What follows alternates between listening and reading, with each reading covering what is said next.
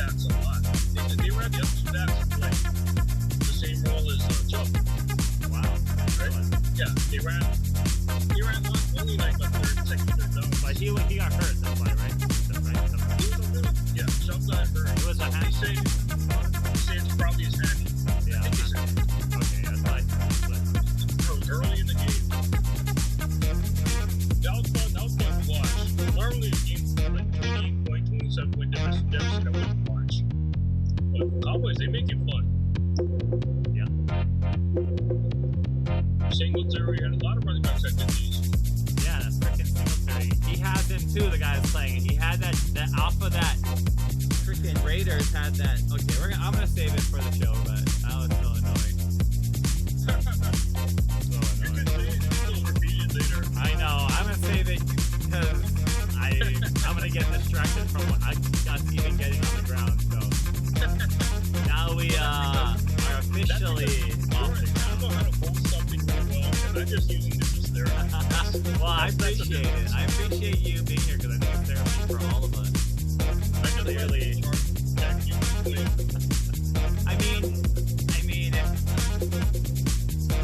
It's free. This is all from love, Paul Honda. NFL Week 4. We're in the house. Paul Honda is here. I got my stream going. We're live on Facebook, so if you're out there on Facebook, we'll wait for you to come and join us. We'll see how long we are. Paul Honda's talking about therapy, talking about yeah, this is my therapy session, and thank you for not charging me $200 an hour. You're welcome.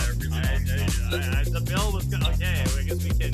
Well, I'm gonna hold off this week, I guess, on charging, so it's perfect. No, Paul Honda, always a pleasure to have him, and we are lucky after that crazy Niners game that came down to an onside kick against the Eagles, who are now the leading team in the NFC East after 4 games. The Eagles are 1-2-1 and are in first place in NFC East. Paul, I know what's going on in this upside down world of the NFL that we're living in right now. You know, I always think about my friends who are Dallas Cowboys fans. I'm a Rams fan. So you know, this goes way back in the 70s. And the Dallas Cowboys had Tom Landry. And always respected them. They ran the shotgun before it was cool. A lot of shovel passes. Joe Onosai played for them. Mm-hmm. I think Joe would have turned into a Pro Bowl lineman. He had speed and he was huge. But over the years, you see like the victories, the Super Bowl championships, and then playing how many, I don't know, 10, 12, 15 years of 8-8. Oh, yeah. Yeah. So I feel for them, but they don't want our No, not at all. They don't need the sympathy. They always point out that, hey, we won all these championships, and I don't say anything. I understand as a Rams fan, we understand it. Well, if I you was get lucky. See, good, it's cool. If not, just move on to the next year. I have to qualify because Paul Honda is the true Rams fan. I'm a LA newbie Rams fan, so it's funny because I was at the first game, the Cowboys game. It was an amazing game at the Coliseum. 90,000 people there. First NFL game in 21 years. It's so hot. They didn't even have enough water on the concourse. It was a crazy day at the Coliseum.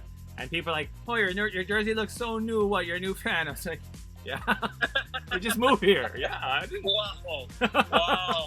He just judged you. I was like, it's fine. I'm a Chiefs fan. But I was like, I'm going to probably adopt this team because I'm going to sit in the seat for 4 long years and trying to get into this new stadium. So that's the reason.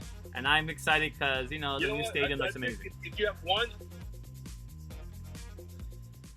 team in the AFC, one in the NFC, then that's perfect. I mean, one team is almost not enough. It's fun watching the Chiefs. I like watching the Chiefs. I like it. It's so much fun. It is. And they actually played some defense last week. And I think their game with the Patriots is still on. So we'll talk about that later. But yeah. Well, what do you want to talk about first? We can talk about that. I mean, like right now, obviously, the bubble. Without a bubble, we knew that there could be some issues with COVID and some positives. So not super surprising. But Jordan Ta'amu was kind of surprising when you see a name for a local boy that we recognize. Yeah. Well, you know what? I know he's been working hard on the practice. When you said that too, right? Mm-hmm. He's a practice squad workhorse. Yeah. And For the when Chiefs? I did a story on him when he went to New Mexico Military Institute, right? Mm-hmm. And he said that it changed his life because, of course, there's discipline. You're up at 5:30 every morning. You gotta make your all this stuff, right? Yeah. Military life, and it helped him make that bridge walk into the next level. So he ended up at Ole Miss, and the rest is history. He's now with the Super Bowl champions. He's got the mind. He's got the discipline and the mind and the physical traits to really be a part of that organization for a long time. I mean, I don't know if I agree. he'll be an all-pro, but as far as like a guy on the sideline who's always pumping people up, understands the system, or will absorb it and learn it as fast as anyone, I think he's going to end up playing for a while, and after that, he'll end up coaching. I mean, he's just so smart, and he's humble. What do you remember about him? Good combination with Andy Reid, right? Yeah. What do you remember about him from high school when he played at Pearl City? Well, Pearl City back then was in Division II, and they still are. And not because they don't have good players. It's just it's not a big school anymore. Yeah. It used to be pretty big back in the Kabika Hollums days. They had a lot of studs, but compared to them, they're much smaller. So he was a great athlete on the field, but a little bit like Marcus Mariota, where you could tell like the coaches didn't want to just unleash him 100% because he would take too many hits. Yeah. So when you're like the tallest guy on your offense and you're the quarterback, you can see everything, but you might not have talent around you to just run anything you want. So you have to be disciplined and play within the system. You want to take chances, but no, you got to be smart. Keep your team in the game. So that's what he did. He was like a manager, but not because he didn't have ability. He had tons of ability. But you look after the game, he played a great game, but he passed for like 127 yards. He ran for 62. Didn't throw any picks, didn't fumble. Had a couple of great throws for touchdowns. And you just think to yourself, man, if he was at St. Louis, if he was at anywhere where they threw the ball a lot of big guys at receiver and big linemen. But he never complained once. I think he enjoyed that aspect of being the guy that they could depend on. And if people can depend on you to do something, that's one of the best feelings in the world. Yeah, definitely. Especially when you know you're good at it. Well, he's been relied on to mimic opposing quarterbacks for the Chiefs as the quarterback of the practice squad, and they talked about how well he's been doing that. The scout quarterback. The scout quarterback, and we wish him the best in this situation. But hopefully, the game is scheduled for tomorrow, 7 Eastern, so 2 o'clock or 1 o'clock in Hawaii, 4 o'clock. And so the game will be the other game, the actual Monday night game, will start at halftime. So we'll have some concurrent games going on tomorrow, which is crazy. But let me ask you before I forget. Russell Gage plays tomorrow, first time back since he had the concussion, and so does Edelman with a quarterback who's not Cam Newton. So who would you start? So I might, well, for me personally, I would tell you I might be in a scenario because if the Chiefs game doesn't happen, which it's not official, I think there still needed to be another test or something, but I have Tyreek in that game. I have Russell Gage. I have Gage picked, so I have him ready to go in case the Chiefs don't play tomorrow. So that's where I'm going there. But Edelman, it's Hoyer, right? Is going to be starting at quarterback. Yeah. Or Jarrett Stidham. Is it Stidham who's starting? Is it Hoyer or Stidham? Who is it going to be? Hoyer's been at home throwing at the high school field with a couple of guys, and then once Cam gets hurt, now he shows up, right? But he's always been pretty accurate. So I don't know if I can trust him though. Well, some guys are pretty off tonight. If you just tuned in, well, say hi to everybody in the comments. Hi to a guy that probably made Paul a little jealous, Patrick Martinez. What he says, what up? He was on the in the fans, virtual fans today at the NBA Finals, so he got to be one of those people, which is pretty cool. Yeah. What was he wearing in his fan picture? I don't know. I gotta go check his. Or a Heat jersey. You got to be like that guy that wore like he was like the kind like he was like Spider-Man. Then he was like he kept changing into a different superhero outfit. Oh. Yeah, pretty funny. Timmy says tomorrow he needs he has Clyde Edwards-Helaire, for the Chiefs as well on his fantasy team. And he's got him locked in, so he needs him to play. Today I was actually watching some of the NFL fantasy, which I usually don't watch before, but they have a pretty good fantasy wrap up with those three that talk about in the morning, and they talked about the looking at possibly a Falcon or a Packer, because those were the teams that we knew for sure were going to have a game on Monday night. So in case you needed to drop somebody in there, because I had Mahomes too. Obviously I had Mahomes and Tyreek. I got both my boys obviously in my league, and I was like, okay, I got to put in Fitzmagic because that's the only guy I could just grab, and he didn't start off very well, but he ended okay. He ended okay. He was like struggled for the first 2 or 3 quarters, and in our league he finished with 25 plus points, which is you can use that. That's serviceable. Yeah.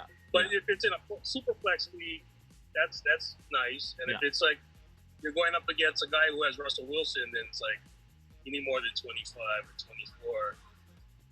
So you're in good shape though. Like so tomorrow for me, I do you have any? So I only play in my one league, right? Like if you ever watched Mike and Mike on ESPN, whenever they had the NCAA tournament, they call it like the sheet of integrity. So I have my my team of integrity. Not as if it's all the same tournament, so it's all different. You can play in so many different leagues. That's the cool part about fantasy, right? You can do so many different drafts over and over again.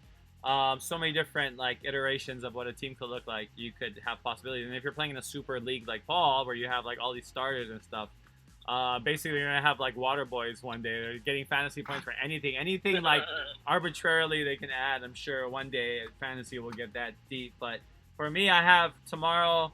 I'm at a 26-point deficit because the guy that I was playing, he had. I'm pretty sure. Yeah, it was guy. I'm pretty sure. He had George Kittle at tight end, so just a tough matchup for me today. Earlier, 16 catches on 17 targets. Holy moly! I mean, I think that was a fake injury, man. I think he just wanted a 2-week break. Maybe he wanted. Maybe he just needed it. 15 catches, 16 targets, 183 yards, touchdown. Not too bad. But still, another big, fantasy day for a guy that we saw, George Kittle, the number 1 tight end. Behind him, Mark Andrews was still 8 points behind him. If you're looking at about 8 points behind him in this fantasy leaderboard that I have going on the screen right now. But you see how just one guy, if you go on a tear, you never know. So tomorrow, my guy I'm hoping that goes on a tear is Tyreek Hill, because I got him still going, but I'll put in Gage. I don't know if either of them got to put up 25.6 points. I don't know. I mean, it's at least a 2-touchdown game right there and 100 yards receiving, basically. So we'll see. But Atlanta will always be behind, right? Well, even if they're not behind, they're going to throw, and there's a good chance they'll be behind the Green Bay. And it's on grass, so I don't think it matters for a young guy like Gage. Julio is supposed to play. He was a little dinged up. Ridley is supposed to play too. He's lined up to play. So Gage I don't know, man. It's like they throw the ball so much. It doesn't matter. He's the third option on that team. So I'm banking on him. I'm expecting Edelman not to get much work. Who knows? This is crazy.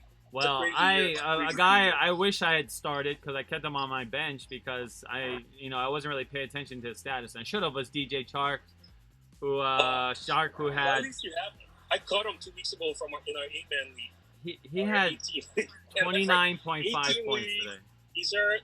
I had to make some. We only have like four bench spots, and then I forgot about him, and one of the other guys picked him up. He had 29 points to be in our Well, let's talk about some of these games today. I'm gonna play a certain trick play that we had today, and that's of course the OBJ touchdown. What do you think about that one? I didn't see it, but when I caught it later on the highlights, I'm like, I didn't. They talked about OBJ scoring, right? Mm-hmm. He scored again not too long after, but I didn't know it was Juice Landry who threw that. And he's a lefty. Yeah. And he has a tight release. He doesn't like wing it. He just has pew. I'm like, man, that was like a perfect, like a flag. In the old days, you call it your flag route, right? He went to the pylon, at the corner.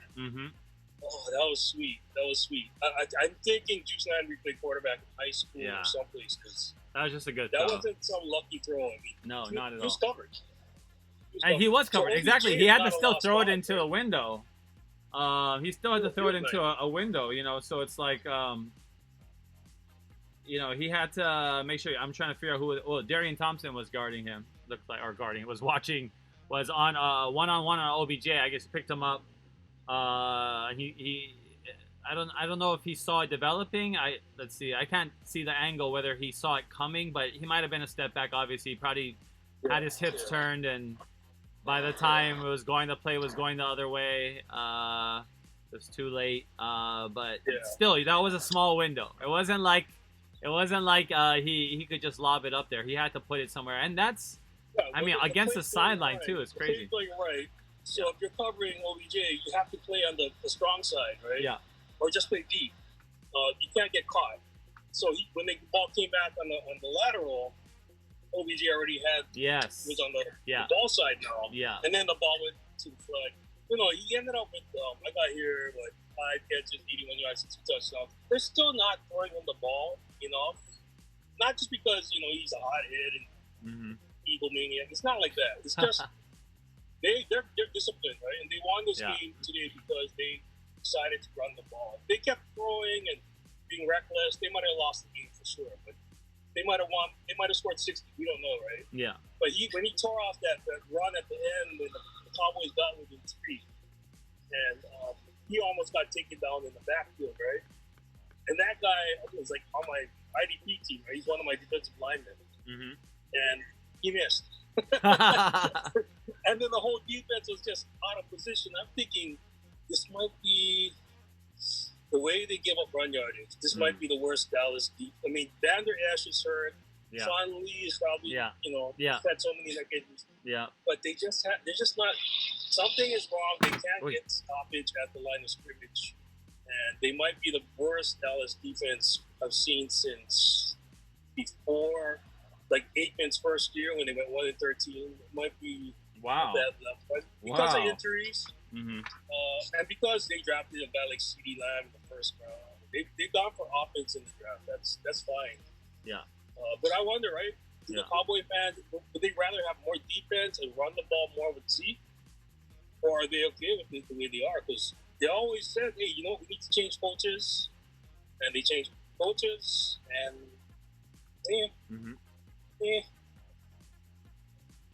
But when you look at that game again, the Cowboys had some big plays in the second half. They were down. They allowed 31 points in the first half. Second half, they chopped away at that deficit, scoring 20. Well, they wait to the fourth quarter. Yeah. So, I mean, it was 41-14 in the third quarter, at the end of the third quarter. So, Dallas made a huge charge. Prescott, again, this is so weird. I mean, everything, because this is more than... The Cowboys are always a fun team to watch. That's why I always say I'll watch them. And this team I always would follow because there's always such good, juicy drama going on there. And such is the case with Dak Prescott, who could have a losing season, possibly, surprisingly. I mean, some people had the Cowboys in the Super Bowl, but still put up really galactic numbers. I mean, an MVP case probably in any other team. 41-58 today, 502 yards, 4 touchdowns, and 1 interception. Yeah. And they had the 2 turnovers, right? So if they don't have that, he probably pads his stats a little bit more. And at the end, right, they're down. I think they're down 3 or they're already down 11. But it's 4th and 2, and Amari Cooper, huge game today, right? 16 targets, 12 catches. He's on a crossing route. 1 or 2 DBs are in the way. As the replay shows, he kind of just slowed down. He didn't stop and put his hands up and go, hey, look, I'm open right here, Dak. Bring it. Yeah. No, he kind of jogged and gave up, and the ball got intercepted. I mean, if he ran for it, maybe there's a PI, right? Maybe he catches it, but I think he was just gassed. That last 6 minutes, they were in extreme no huddle, right? And I think he's a good guy. He's a great athlete. I think he was just gassed. Yeah. I mean, at the time, I was like, makes sense now. Alligator arms, right? What's wrong with you? But when I think about what those in that fourth quarter, oh man. they had to have been gassed. Yeah. It's too bad it ended that way, but we're Ram fans, so we're not going to speak over it. Our Cowboy friends, so I kind of feel for them. Well, let's stay in the NFC East, though, because it's not as if the Cowboys are really out of the dark when you look at the Philly. No. We talked about Philly, but let's talk about the other teams in there. Obviously, the Giants took an L today to the Rams. So maybe they might not be in contention, but you look at Philly, you look at Washington. Do you see a chance, or do you think anybody's out of it yet in the NFC East? Put it that way. The NFC East this year is actually might be the most entertaining. Yes, very entertaining. The NFC West is so loaded, right? Yeah, Russell Wilson, of course, yeah. Our Rams and the 49ers, and they're going to be okay. 49ers, even with their 10 or 12 injuries, they're so well coached and they execute. They'll be all right. And Arizona, right? Kyler's on like 3 of my teams. I don't know what's wrong with them right now, but that division's tough. Yeah. But the East is always going to be interesting because there's so much hate between the fans. Yeah. And even though there's no crowds at the stadiums, it's still there. Definitely. Right? That there's like spiritual warfare in the East between fans. So if you're a Philly fan, you're going to give it to your Dallas friend, right? For and sure. vice versa. So, no doubt. So 9-7 might win the division. See, and that's the thing is that yes, 9-7 will probably maybe 7-9 will win the division. I don't know, but I mean when you when you look at just as we go down and we start to go down the path 1/4 of the way through the season, so now we're at a place where we can kind of start to see whether teams are trending in one way or the other. It's one you wonder because Cowboys, it's like it's there still. It kind of reminds me of like some of Norm Chow's teams at UH. So there was that one year where we lost like every game by like a touchdown or something or less, like every single game. So it's like some teams can't finish. Is that a problem? Put it together. Yeah. Well, Philly, the injury problems on the O-line, that's going to come together eventually. Lane Stanley came back. Yeah. He's not 100%, but they've had I think they mentioned 4 different O-linemen go out already, right? I remember in the first week they had one guy get ejected, I think.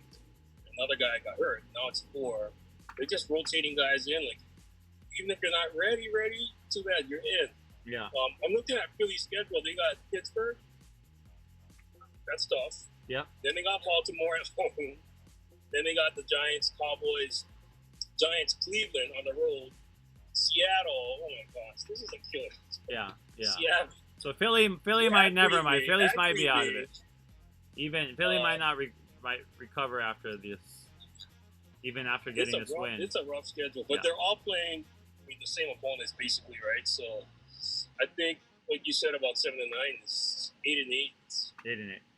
And that's a good thing. Yeah, because like you said, the Rams are always that 8-8 team, so that's another reason I didn't mind, becoming a Rams fan as well. It's like they're kind of like the middle of the ground team. Like even the Chiefs, they've always been a neutral territory team. It's never been like a rivalry. It's never like, it's like you kind of be like, oh, the Raiders or the Broncos, but even then, it's like it's still just within the division. There's not in Hawaii, at least, there wasn't that presence of the rivalry as there, whether it's with the Niners and the Seahawks and the Rams and the Niners and everybody else. But even with the Rams, it's still, in general, one of those teams that can appeal to a lot of people. Obviously, even more so now. What do you think? Actually, I'll talk about the aesthetic of the uniforms because when they first came out, even I was like, I don't know, but honestly, it looks really good on TV. Helmets?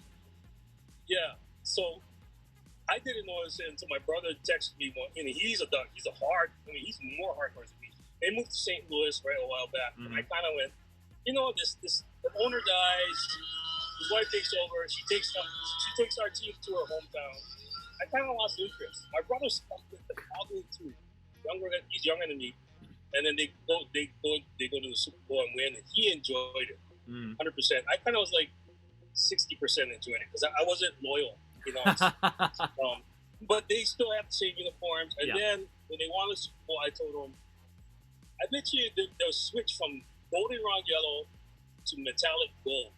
I said, metallic gold what? He said, in their logo, in their uniform. He said, no way, they'll never mess with this. Yep, that's what they did, right? They replaced the yellow with metallic gold. It looked sharp, darker blue, right? Yeah. Blue, the blue is like blue. royal, the royal blue, Yeah, so Marshall Falk was rocking the and they went back, and I think they lost the Super Bowl. And he said it was bocce. They shouldn't have messed with it. Oh, you mean back then? Yeah, Super Bowl. Yeah, Yeah. And then they come now. They have the new stadium. Yeah. And the first thing I thought with the new logo was it looks like something created by a graphic design firm that designs company logos, Yes. TV station Exactly. logos. Yes. It's Totally a little agree. bit light and vague. It's Yes. not defined. No, exactly. And It's a flat. lot of people have been like redesigning it. And the Ram actually has those lines through the horns, like the Radford Rams old comics, and that looks killer. But for whatever reason, the Rams decided to go very vanilla, and there's the line between the actual horn now, and someone said, hey, it's two bananas. And it really does look like two bananas if you look at it carefully. I thought you were saying it's two bananas, but you mean it's actually two bananas when you look at it. Yeah. Okay. You get used to it after a while, like everything else, right? But the gray, I forget what they call it, that ashy gray uniform they're wearing. Yeah, same thing. After a while, it's okay. But I'm not a big fan of gray uniforms unless you're the Oakland Raiders. It's just college went through that, right? About 6-7 years ago, right? Yeah. Everybody wants to wear gray, right? Oregon had gray. Everybody had gray, but it feels kind of trendy. But main thing is if you're playing well, everything looks good. Of course.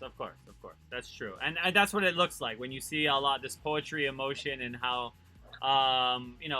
Coach McVay's offense is based on rhythm as well, and based on a form of flash. But I think it all works out. But if let's stay in the NFC West and talk about there as well, because right now, like we said, that's probably the best division in football. And when we look at that division, it was. I don't know if it still is, but it was. It was. I mean, injuries. Lots of injuries, for sure. If we're gonna factor in like the injuries down the stretch, but Seattle today, if we look at their game against Miami, that's a close game. Seattle had to play in the early game and not in the West Coast squad, the East Coast play in the early game, so there's a little bit there. But Seattle kind of escaped one as well. And what were you? And I thought Shaq Griffin played really well, right? And having to step up in Jamal Adams' absence. But just talk about that game, because Miami too. There's some implications for them, right? They play so well, and I had Fitzmagic, so I got some decent points from him. Going West Coast to East, people have always, coaches and players, but they've always said that it's way tougher going from West to East rather than East to West. Time change, everything flips over 3 hours ahead.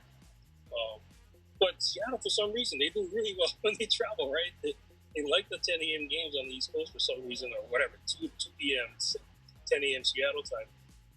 Their secondary is so busted up, right? We talked about this earlier with Jamal Adams being out. They've got some guys who fill in, right? I can't even remember the guy's name, but there's a guy who filled in at safety, and he's doing okay. He's not doing too bad. And they'll get Adams back eventually. But their injuries at the corners, nickelbacks, cornerbacks. I'm like, if they win without having these guys, that's about coaching, because they don't get like the top 5 picks in the draft. They haven't in a long time. Yeah. And today they didn't, like Russell Wilson. I don't think he threw 50 times, right? He only 24. He threw 34 times, yeah. So 24 of 34 for 360 pretty yards. Modest, that's like normal, balanced offense, and he still threw for 360. So, it's hard to draft people who are just exceedingly intelligent, and the right balance of motivational yet humble, right? And so Wilson, he didn't have 50 points today or 500 yards like that, but he's winning. Yeah. He's figured it out. Yeah. Dak is almost there. And Seattle is 1, 2, 3, 4-0. And their defense, I played well until I think at the end Miami made a little run. But now they come back and they play Minnesota. Then they go on the road to Arizona. And they got the Niners. They're gonna get guys back. They have a bye week in 2 weeks. So I like the Rams because the whole line is much stronger this year and healthy and stable. But once everybody else gets healthy again, 49ers will get closer back. Yeah. They'll figure it out. They've already adjusted their defense to life without a dominant defensive end, right? So Arizona, to me, is like baffling. They won the first two, now they lost 2 in a row. What are they? Yeah. Well, You know, Carolina Drake only also ran the ball like 14 also is times, a different team too. right? Carolina is a different team. You know, today putting up 31 points. Bridgewater. It's going to take a lot of pressure off Tyler, but I don't think they want him. Yeah. I don't think. And the people are figuring Tyler out, right? He only threw for like 133 yards. So they're not going to let him just run like he did in the first 2 weeks. Yeah.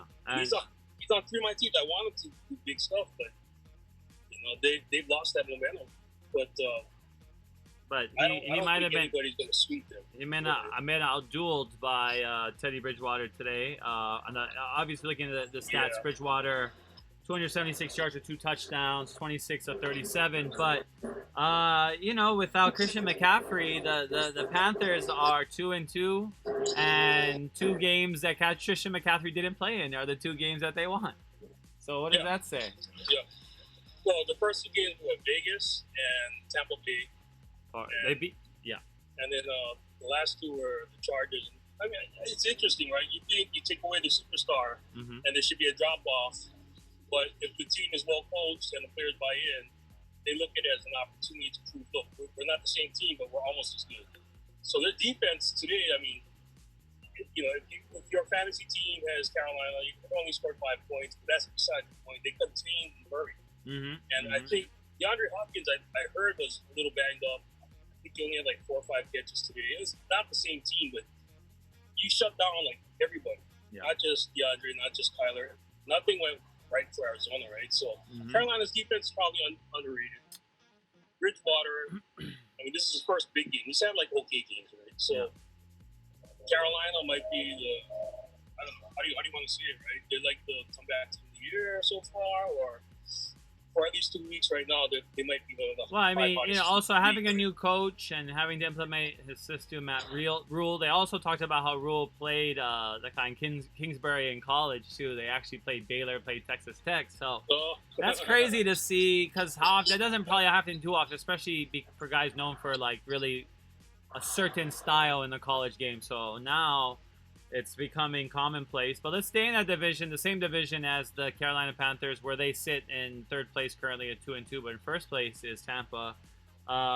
Brady having a game today, a decent game, 30 of 46. Decent game, 30 of 46. Sorry, pretty good game. 30 of 46, 369 yards, 5 touchdowns for Brady. Wow, and they all went to different receivers. Got a team with Brady, right? Everybody's like, okay, he's still got some gas in the tank.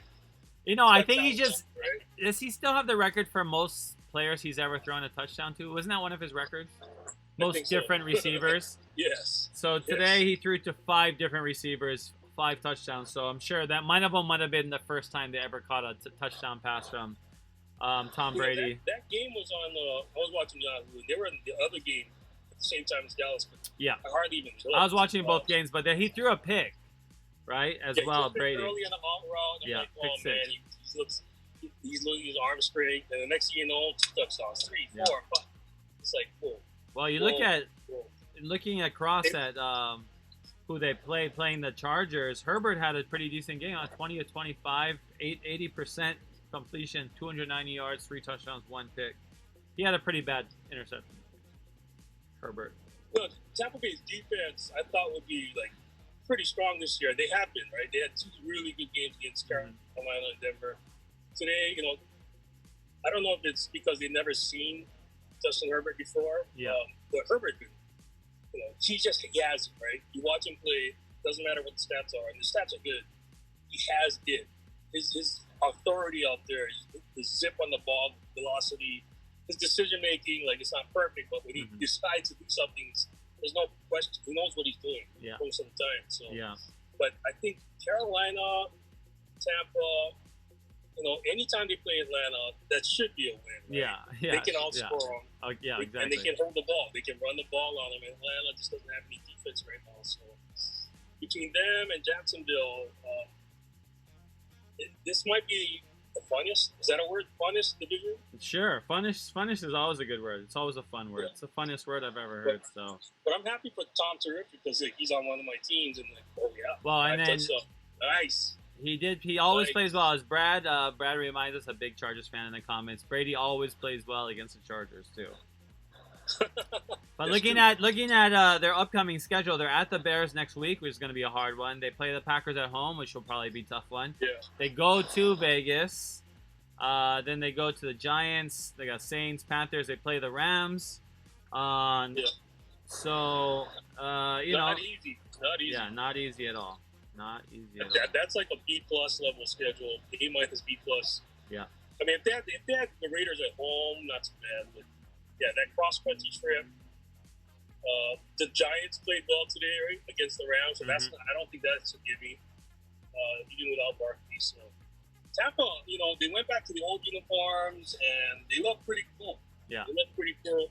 And OJ Howard got hurt today. It might be Achilles. They don't know. Yeah, yet. so Gronk might be getting points then. Yeah, Gronk maybe. is there.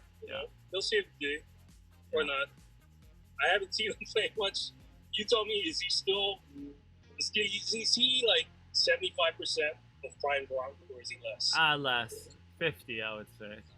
Just watching him out there, yeah. I mean, he doesn't have the presence. He doesn't even have the presence anymore. It's like which it's not. It's like when teams obviously the Gronk of yesteryear was always the large elephant in the room. Yeah. That you can't avoid. He's like last 3 years Dirk, or probably last year Larry with the bad back. Once in a while, put up 35. Rest of the time, just can't get up. We'll give him at least Dirk. I mean, he's not Iguodala, I would say, even right now, current Iguodala level. But he's definitely still a big guy. I mean, like, it's still Gronk, so we'll see. And I think he knows his quarterback well, so he had a good catch learning today. a new system too, Yeah, right? I mean, everything in New England is tailored to him. Yeah. And I think as he learns the system and the nuances, and Arians, of course, and that's Arians too, I think. Yeah. But if he goes from this, let's say O.J. Howard's out for like 2 months or whatever, and Gronk from this point on gets like 9 catches and 100 yards and 2 touchdowns every game, would you be totally shocked, or would you be semi-shocked? How many? If he went for like 9 and 100 and 2 touchdowns every game from this point on, I'd be completely. I think that's crazy shock. But you never know. I felt like he always stayed in good shape. That's one thing about Gronk. Like, I don't think he never gets out of shape. I mean, he's clearly loves the Hollywood aspect of being famous, and he's a guy that wants to keep himself looking good. I remember seeing him on set once doing that old where they had to play with his brothers at a field, and he's always a guy that's trying to have his face out there and keep himself, like that commercial for the Bush commercial. You saw that one of him where he's like shaving the bush but cutting behind the bushes. I never saw that. With his wife, and so go. You can. That's kind of like where Gronk lives, in that kind of crazy world. But at the same time, he's still committed to the game, committed to his body, committed to being at the top. But I don't know. It just seems like he's been out of sync. And 4 games in, it just doesn't seem like he's himself. But I don't know. Maybe it's still early. They gotta line up in any kind of a 11 or 21 package. He's the blocker. Yeah. And he says, "I'm the blocker." But if they start putting him out in the slot a little bit, a little more space, 6-inch advantage on somebody, his numbers will go up. Yeah. But I think he's just so valuable as a blocker. They haven't needed. Right, they haven't needed him to do anything else. But if Howard's going to be out, oh my gosh! I picked up Gronk on one of my teams last week, and I almost feel like dropping him now. But now that Howard's hurt, I don't have another tight end, so I'm probably going to hang on. It's so weird to think that I want to cut Gronk. I know. That's why I still have him. That's why I can't. Even though I've been saying all these things about Gronk, I still have him. I drafted Gronk. I drafted him. So, I mean, I thought for sure, but, Tampa Bay does already have a huge arsenal of receivers, obviously, and capable hands that can carry the offense, help Brady. And that might, help them. They're going to have a tough schedule down the road. Even if they go, 500 the rest of the way, though, that'd still be a pretty good record if they went, 11 and. But that would be, let's see, they're 3-1 now, so that would be 6 and so 9 and 7. 9 and 7. I mean, which is possible and for them. They should be Chicago. No worse, no worse than that. I would say. Defensively, it'll be close in Soldier Field. Yeah. Green Bay at home. Lazard is out. They should win that game. I really think they should win. They can run the ball. Yeah. At Vegas, that's tough. Yeah, if they that's go a tough partying, one. I don't know if the casinos are open. If they go partying, I don't know. But they probably stay home and win that game. That's 3-0. Giants 4-0. New Orleans at home. Let's say they lose that one. 4-1. At Carolina, lose 4-2. Rams. pick with 4-3. your heart or your head. 4-3. 4-3. Kansas City 4-4. Bye week. Yeah. 13. Beat Minnesota 5-4. Lose to beat Atlanta 6-4. Beat Detroit 7-4. Okay, yeah. Beat Atlanta 8-4. So Okay, wow. 4. Okay, 11 and 5. Yeah, okay. So they would be like 11 and 5. Yeah, okay. So 11 and 5. Yeah, The worst is 9-7. You look at their division, the Saints today, and their game. Any takeaways from that one as well? Which game? Saints game. Saints versus. Saints. I can't even remember who they played. Right now. I just took it off. Who did? I have their defense too, but I lost interest because Saints versus the Lions. Okay, that's why I forgetful. The Lions. They went to Detroit and won, right? Yes. They were up 2 touchdowns. Yes. Their defense gave me like 8 whole points. See, I don't know. I don't know exactly what they got on defense anymore. They used to be pretty good, right, for a while, and then this year they dominated Tampa Bay. That was Tampa Bay's first game with new quarterback.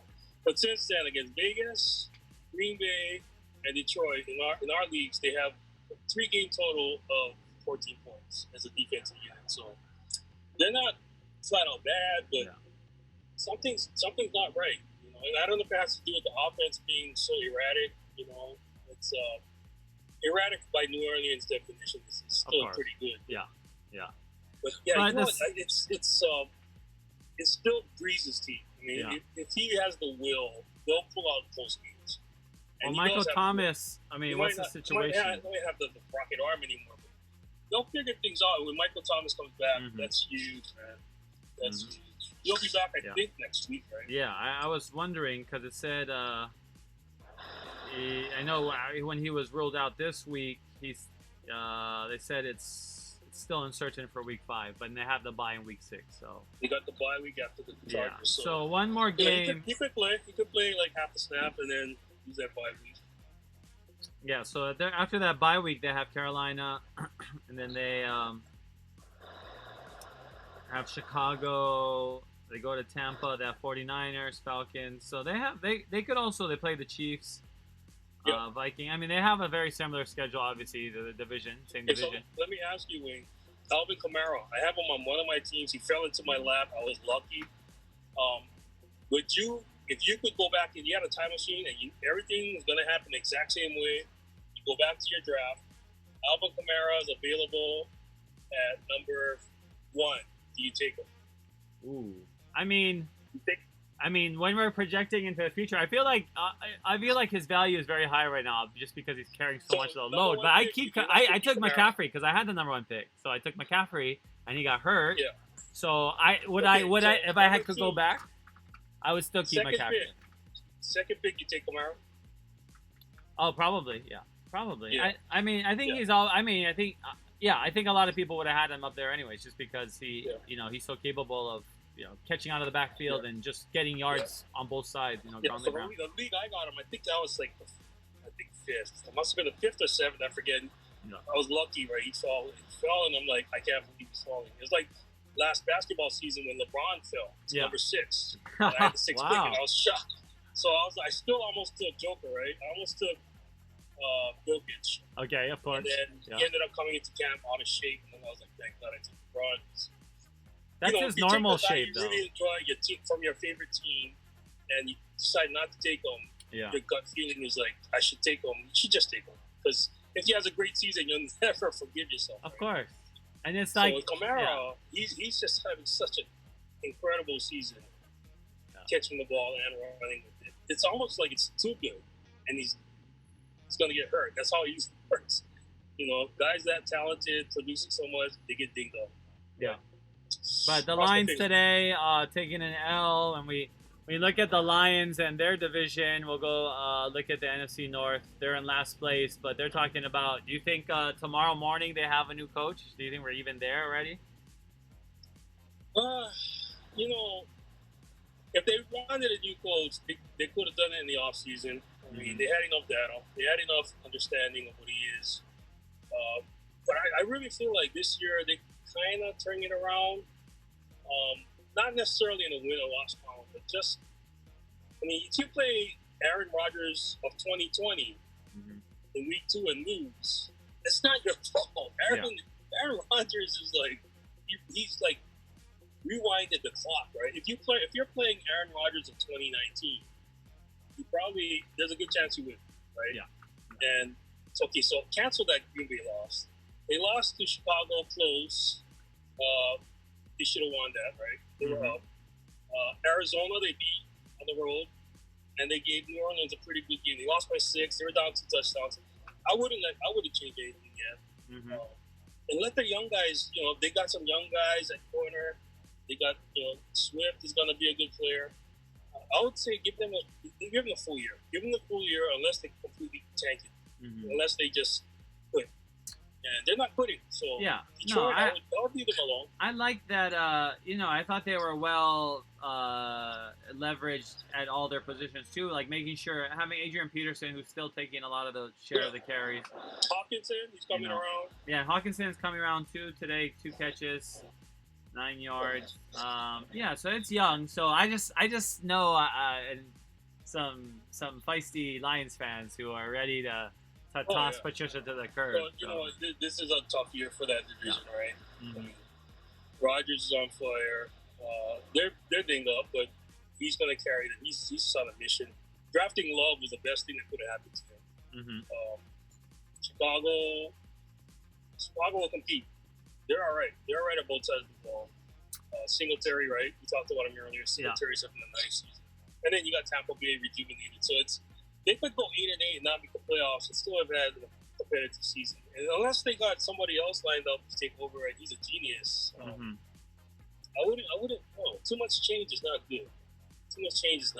That's true. And people forget Belichick when he his first time around, he was at Cleveland, he got fired, right?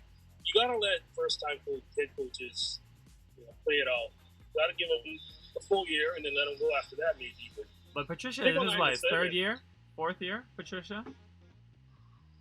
I think so. Yeah. I think so. So I know they're getting a little bit. In this division, that's success. Yeah. No, definitely. It's a hard division, but when you look at teams that are trending upward, though, the team right above them in 3rd place, who is also 1-3, is the Minnesota Vikings. They're a different looking 1-3 team, though, but they got a big win. I mean, beating Houston today, it's a big win. Kirk Cousins, 16 of 22, 260 yards. Yeah. I grabbed him and put him on all the teams I could. He was available in 2 of my leagues. And today, Adam Thielen had 8 catches for 110 yards. I mean, Jefferson is helping Thielen and vice versa. And they got Darwin Cook. I think Cook had a huge game, right? I think he was number 2 or 3 among running backs.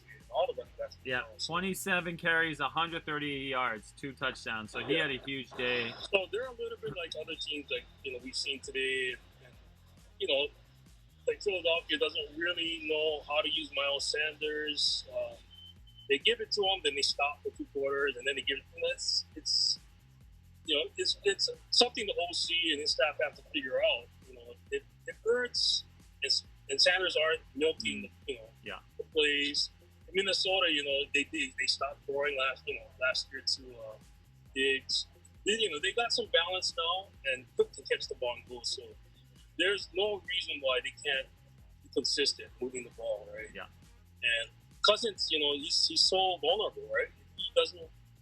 If the play calling isn't good and he's not on, then it's not just a C-level game for him. He goes straight down off the cliff to get minus points. Yeah. So they have, if they don't do well, that's where maybe they need to change, right? They've got talent. They've No, got now some exactly, and I they've think lost some people. yeah, Like but they've now lost some people to free agency, but still.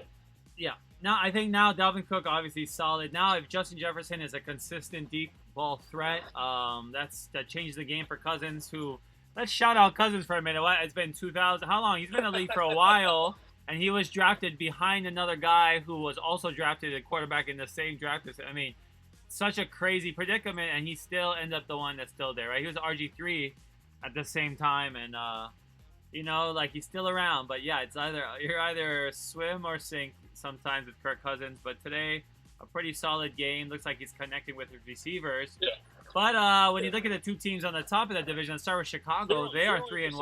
Right, he had 0 picks, and that's the number one thing. Yeah, you're right. That's the number one thing. Zero picks. And he's going to need to do that to stay consistent. But Chicago is 3-1. They finally lost their first game. What do you say about that one? Chicago. Oh wow, they lost. Hang on.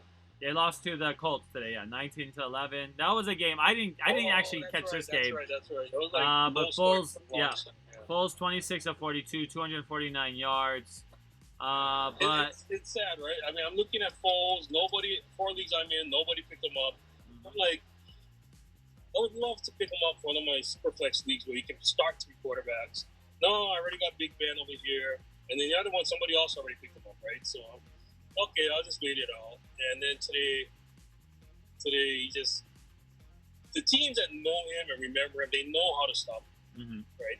And the teams that just play the regular defense, he just picks them apart. So it's like Cousins. There's no in between. So I don't know if you picked them up on your team, but it was a good wait and see, right? Because he could come back next week and have a big game too. Yeah. So I'm kind of rooting for him. I am, because like the story, winning the Super Bowl with Philly off the bench. And then the last 4 or 5 years, just kind of mediocre. I mean, but that's also a nice, like, riding off into a sunset kind of story, too, for Napoleon Dynamite, a.k.a. Nick Foles, is winning that Philly, doing it in style in Minnesota. I got to see Philly 40 yards from me, probably closer, 30 yards right in front of me because I was right in that end zone when they did Philly in Minnesota. And probably one of the most memorable plays of my life that I saw live, and one of the greatest plays of all time, well, most memorable.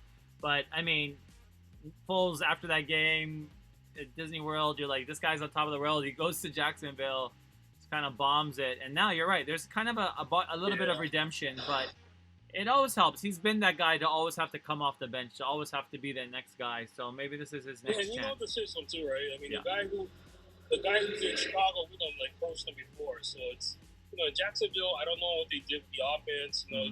It's weird when you have Blake Bortles fitting the offense better than Foles, right? So it depends on the OC. Everything depends on the system and the OC, because the OCs in the NFL at least, they'll adapt now. They bring in the RPO and stuff like that, but for the most part, you have to fit their system. They're not going to change too much. They might throw in 2 or 3 looks that you're comfortable with. So, I don't know, 11 points today against a really strong Colts defense. I used to have that defense as one of my defenses. And then I cut them. But, I think Chicago will be all right. Yeah. I mean, they're 3-1. I might have had them too. So, Chicago next week, Chicago hosts the Tampa. So that'll be, and that's Thursday, the Thursday game. So that'll be a fun Thursday game, actually. I'm excited for that one. Yes. And they're at Carolina, at the Rams. So that's brutal. Yeah. That's brutal. Yeah. Rams game is Monday night. Then they got the Saints. So they're out of division competition. Even when they go to Titans, they have to go to Titans too. So it'll get tougher for the Bears down the way. But number one, the Packers, they obviously play tomorrow. But that game against the Falcons, I don't see too much. I don't see I don't know what the where they'll have a lot of resistance for Aaron Rodgers. I think he'll be able to. Yeah, it's almost like if they get up 21-7 at halftime, I could see Rodgers just saying, you know what, they're gonna play 3 deep. They're only gonna bring 2 or 3 guys, 4 guys, whatever.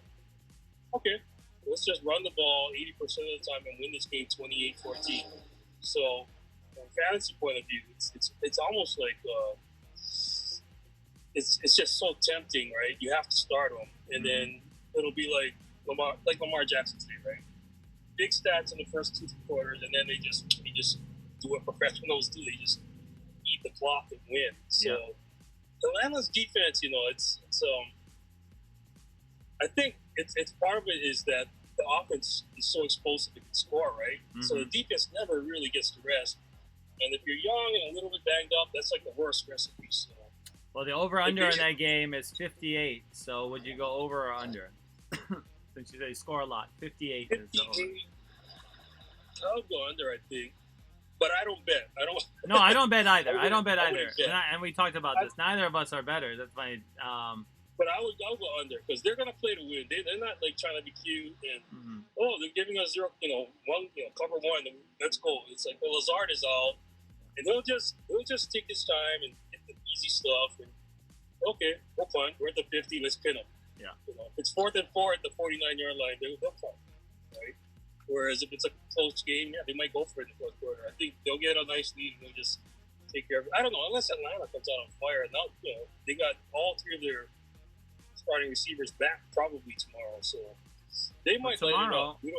We don't know. Tomorrow, the Falcons-Packers will be on for sure, and we're hopeful that Kansas City will play New England. But in that game, obviously, Cam Newton is out already officially, correct? I don't think he's coming back. I mean, I don't know unless you heard anything. I know he's officially out. But do you see anything else happening with that game? Kansas City? Yeah, Kansas City tomorrow, the early Monday game. I think, that first game, the first 2 games, right, where Patrick Mahomes was just handing the ball off. I mean, it was, when he went off last week, it was amazing to watch, right? But a lot like Rodgers. I mean, if they have the game under control, they're going to give it to Clyde and just ride that and play off the foot. It's almost like they want to save their best stuff, too, right? Yeah, definitely. They don't want to show all their stuff. No way. Too if early. If they win 21-7, they're happy. Yeah, for sure. And the rest of us are like, what? Come on. Let's see you guys get 49, 56. No, for sure. But, you look at just the Charger game, 23-20, and that was in overtime. I mean, that game. Yeah. That was close. That was early. Yeah. But I don't know after that game, man. Ironically, 34-20, same score. They beat the Ravens and Texas by the same score, 34-20, in their first and third games. But down the road too. New England's got some great defensive backs, right? But do they have enough pass rush? I don't know. Yeah. I don't know. Everything they do is like they have 7-8 guys who are like glue, right? They can stick with anybody. But after a while, you still need a pass rush, right? You still need somebody. I think, but the thing is, New England's offense. I mean, without Cam, it's like who's starting again? I think you said it was Hoyer. Yeah, I think Hoyer. I thought it was Hoyer.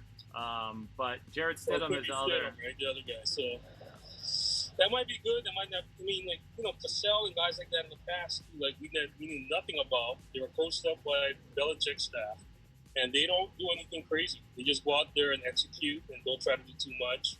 And they just stay in the game with defense and special teams. It's like it's probably going to be closer than we all expect. But if Mahomes is launching, he's throwing shots downfield like 3-4 times a quarter, I'd be shocked. I think they'll just take the short stuff and just be willing to win, low scoring game by their standards. I could be wrong though. I like that shovel pass to a fullback inside the 5. That was cool. Yeah, that was really cool. That was cool. He has so many different, and he did it he just is Mahomes. He does everything cool. He does everything so cool. The no-look pass, that's the coolest play in the history of the NFL, I might have to say. I mean, the way he did it, too. Until he overdoes it, but most of the time, he does, but he's so likable, too. That's what I love about Mahomes, my favorite. Yeah. Him and Aaron Donald, my favorite players. Who wouldn't like them? They're the best players to like. But when you look at the Hoyer will probably be playing the Chiefs, but the Chiefs are holding off right now. Vegas 2-2 is the team right behind, but some costly turnovers that the Raiders had today. That was sad. That was sad. They played so well, Yeah. They played so well. They did. They played really well. But again, this is Rudy wants a guy who's willing to launch, right? Not every play, but they don't have Ruggs. They don't have even Brian Edwards. He's not the fastest guy, but he's good speed. And they never really went deep. I mean, they had some 20, 25-yard passes downfield to Renfro, but Carr is like so accurate, but even when Ruggs was there, he wasn't really going deep. So, I'm not saying Marcus should start. He's still recovering, but if Marcus is going to go deep, and never mind the odds, one-on-one, just let it fly. Coach Gruden wants it. I'd love to see what would happen. Because Marcus has always been so disciplined, right? This is interesting though, because I feel like Carr. Okay, so I'm not making the direct talent comparison, but I'm making a very similar career trajectory comparison, but actually with Tony Romo, because today Carr put his name in the Raiders franchise record book, tying Kenny Stabler for his 150th touchdown pass as a Raider. So his cool. name is always going to be cool, up there. Yeah. Carr is already a part of them. So is he Romo?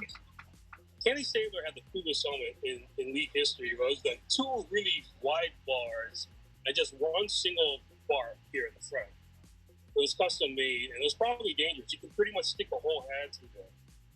But when he was out there throwing lefty, he was just so smooth, man. Everything looked good on him. And they won, right? But yeah, Carr would probably tell us he's not Kenny Stabler. And he doesn't have the same kind of talent around him that Stabler had on both sides of the ball. But that's a pretty cool record to have. Yeah, it is. There's been a lot of great Raiders. Exactly. Darryl LaMonica, I never saw him, but I always read about him. Then you had Jim Plunkett, who was unorthodox, but won the Super Bowl. So many good. I mean, Gannon. Yeah, Rich Gannon. Yeah.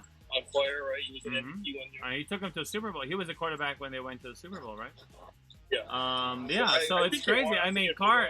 I think Carr's had some great offensive coordinators or ones that gave him a chance to succeed since he's played for the Raiders. But today he wasn't given a lot of help.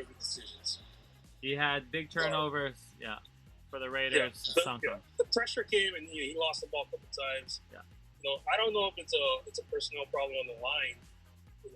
I know the guys doing the play-by-play are saying, well, Gruden would like him to do more running. It's like, well, you got to run, you got to execute a rollout play. If it's sit in the pocket and wait and nobody's open, and everybody's covering Waller now. I think Waller had, I don't know, maybe six targets today. But he's not quite there yet. Carr is, I think he's doing the best he can, learning Gruden's system. But the turnovers, man, it was 17-16. They were right there in the fourth quarter, and then 2 touchdowns off the turnovers. It's just those turnovers was like kill them at the end for the Raiders. I mean, it just gotta be frustrating to be a Raider fan. The Bills are legit. Yeah, I mean, definitely. Only good teams can take that and stab you right through the heart. In the fourth quarter. The really good teams do that, and that's what they do. I mean, the Raiders are like B-, C+ level, right? Sometimes they play at like a B-, B+ level, and sometimes they're down back at the C level. I don't know. This is Gruden's second year? I can't even remember. Third, at least third, I think. Yeah. 3 of 10. When they get Ruggs back, I compare him to like Pujols, where it's like when the Angels signed Pujols at 10 years, I'm like, this is a commitment for 10 years, and you document every year, and now the 10 years are basically going to be up soon, which is crazy already. But I mean, Gruden, when you talk to Raider fans, it's like, well, yeah, I mean, we support it, but like they have no choice. Like they're so committed to him. But Gruden, I don't know. I don't really care. I'm not like a Gruden fan anyway, so I'm not like cheering for his success. But I think that him and Maycock have a really weird relationship and are doing this very weird. It's just a little too old school and weird. They're both, eccentric in a way, right? Yes, very. If they have a quarterback willing to learn and buying in like Carr, but they're more willing to be mobile, right? Yeah. And even though Gruden is old school, I think deep down inside he wants a guy who's willing to go on 3rd and 6, and Carr ran a couple times today, 2 or 3 times. But if he has a guy who's willing to run like 8 or 9 or 10 times when it's there, and keep defense honest, I think he'll go with that guy. Or just run in Marcus on certain plays. I mean, I don't know. I feel like you do give up some of Carr's accuracy, some of his. But you're right. You spread it out. It would change the dimension of the game, anyways, if you would, had more one-on-one matchups probably for. Yeah, especially when they go man. If they're gonna go man. Yeah. I mean, I forget who did it. I think it was. I don't want to say somebody. They went empty backfield, and then it was an easy quarterback draw touchdown, right? Mm-hmm. Earlier today. I don't know if defense would just Marcus is in the game and they change the personnel, right? Yeah, exactly. That I would love to see what will happen once he's healthy and competing. Like Jalen Hurts did, right? He got in about 8 or 9 snaps. I don't know. Yeah. He was in there a little bit. They ran a little bit of RPO. Yeah, it's cool. I love that. I love that. I mean, you get to see Jalen Hurts in Especially again. with the Niners, they didn't know how to guard it. Yeah. They didn't know how to defend it. They were completely lost. Yeah. So, but they took that away after a while. But yeah, I would love to see what happens, and Yeah. And then, like I said, especially if they tell Marcus, look, if you don't air it out at least once on this drive, you're coming out. Marcus doesn't want to take chances. Yeah, no, he doesn't. That's no, how he he's does trained. not. Yeah, he's always trained safe, very take the short safe stuff, run if you want to. But yeah, if they haven't stretched the field with his arm. His arm is amazing. We just don't get to see it a lot. Yeah, no, we and don't. Then we don't. Running 10 times a game. Yeah, and getting rugs on those big, slants, whatever. I mean, deep routes. It's would be nice to see. But that's the Raiders. Second place, Denver. Obviously, that was a Thursday game. That was a crazy game, but they played the Jets and won 37-28. Melvin Gordon had a good game for me. I had him in that league, but the Jets are terrible anyways, and the Broncos don't seem to be any better. So I feel like the Thursday night game is always like one of the worst games. They always find one of the worst games for somehow, but they turn out to be good. They used to be the worst. Yeah. But I mean, like, they turn out, they're so bad, they're good. Yeah. The teams, usually. But no, we've gone through there. We talked about the NFC South a little bit. The Titans did not play, but Jacksonville 1-3 in that division. Obviously, Indianapolis had the big game. That's those two guys, if you have them on your roster and they're both healthy, that's a fantasy points right there. Yeah. I underestimated. I knew that they depended on each other, but I underestimated it when Chark was hurt. Now he's back. They lost, but then they scored. Mm-hmm. Well, when the Titans come back from their bye, they'll have the Bills. But now you're looking at Indianapolis. They're 3-1. Do you think the Colts? Obviously they had that great draft a few years ago where they drafted like some amazing defensive studs, 2 all defensive rookies of the all defensive team rookies. So Phillip Rivers is just doing enough, and I think that's another guy when you look at his story. That's one way of putting it. Yeah, he's irrelevant now in fantasy. Yeah, and he doesn't care. He just wants to win. He doesn't. Right? No, he doesn't. He cares the ball. He's been interception prone in the past. Yeah. He knows it. So their defense is outstanding, and their running game can be. And he just needs to hit the tight end once in a while. And all the receivers are kind of just running routes and being decoys 99% of the time. It's winning games, right? Look at this. Yeah. They lost to Jacksonville, then they beat Minnesota, Jets, Bears. We're at Cleveland next week, and then Cincinnati. All winnable games. Then they got Detroit. Baltimore is going to be tough. But we got a bye week 7. So it's interesting, man, because Rivers is at the point of his career where whatever it takes to win. Yes. So if I only throw the ball 20 times, yeah. I think today he only threw it like 20 times. Yeah, he didn't throw it very often today. I think 16 of 29, 190 yards. But he's a guy that, will be reliable down the stretch. When you look at that division, though, it's kind of upside down. Houston is trending in the way of irrelevancy as well. Going now 0-4. I mean, that's a huge. That's going to be a huge hole to dig themselves out of. But when you look at the Texans, they have to play Jaguars next week, which they could win that game. Finally, maybe a team that's maybe around their level. Play the Titans, Packers, Jags again, Browns, Patriots, Lions, Bears, Bengals, Colts. I mean, so maybe they dig out going 6-6 the rest of the way, but Who are you talking about? I don't think they win 8 games out of those. Who's this you talking about? I'm talking about the Texans right now because last week I called them the best 0-3 team. So this week I have to go back and take that statement back clearly because they're kind of a normal 0-4 team now. But I mean the Vikings still they keep running into buzzsaws though. But they play the Jags next Sunday. Maybe they'll have somebody more of their speed this time. Yeah, I don't know, man. Deshaun Watson for me, it's like yeah. We still don't know exactly what happened with O'Brien and DeAndre Hopkins, and neither one is talking. They're professionals, but man, I don't know what it was like. I forget what it was like for Minnesota when Randy Moss left. Yeah, this has to be similar. I don't know, man. I don't know. In the pros, a lot of coaches they still have their old school. It's my way or the highway, and rightfully so. Yeah. You got to buy in, but it's just we never even heard about anything between them, until it happened. So they let him go. I don't know what's going to happen with Watson. I did touch him on any of my fantasy teams, even though he's supremely talented.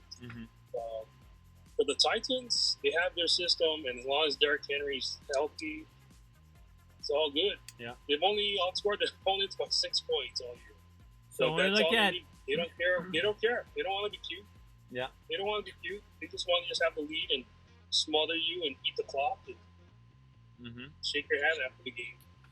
Let's look at some of this. It's actually going to be fun to watch. Yeah, it'll be fun. I think down the stretch, a lot of teams. We didn't even talk about the AFC North. Talk about them. A lot of the Steelers were off today, but the Baltimore, we talked to them. Cleveland is 3-1. Cincinnati 1-2-1. But Baltimore, and Pittsburgh, and Cleveland is going to try and crack. They're 3-1. You think they crack into the top 2 in the AFC North? You know what? Their defense looked pretty hellacious, right? In certain spots. I forget the guy. Definitely in the fourth quarter. The linebacker for the Browns. He looks more like a safety. But he had that deflection over the middle. I think it was on a 4th down play.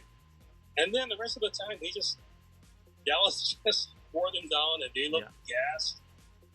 So I don't want to say they have a bad or good defense, but the potential is there. They have speed. They're aggressive. Again, well coached. This year's Cleveland staff. I mean, they showed some of the guys on the staff. It's like, what? I don't know the assistants, but I remember the name, and they're not with other teams anymore. Oh, he was in Minnesota, now he's in Cleveland.